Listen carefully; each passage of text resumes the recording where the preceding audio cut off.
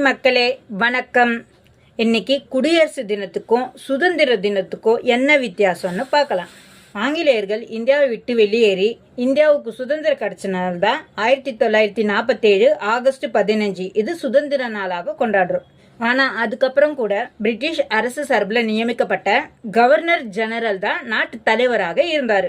ஆனால் இதுக்கப்புறம் மறுபடியும் மன்னராட்சியோ அல்லது வேறு ஒருவருக்கு நம்ம அடிமை ஆயிடக்கூடாதுன்னு குடிமக்களாட்சி மலரணும்ன்றதுக்காக குடியரசா இருக்கணும்னா இந்தியாவுக்கு சட்ட திட்டங்களை வகுத்து இந்திய அரசியல் அமைப்பு உருவாக்கி அது அமல்படுத்தப்பட்டு மக்களாட்சி மலர்ந்த நாள் தான் 1950 ஜனவரி 26. இதை தான் நம்ம குடியரசு தினமா கொண்டாடுறோம். இது மட்டும் இல்ல, குடியரசு தினத்துக்கும் சுதந்திர தினத்துக்கும் தேசிய கொடி ஏற்றும் போது ஒரு சின்ன மாற்றம் இருக்கு.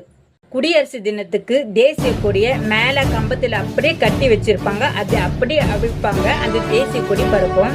ஆனா சுதந்திர தினத்துக்கு தேசிய கொடியை கீழே மேல கொண்டு போய் அவிழ்ப்பாங்க, அப்புறம் தேசிய கொடி பறக்கும். சரி மக்களே, இந்த பதிவு பிடிச்சிருந்தா எல்லாருக்கும் ஷேர் பண்ணுங்க.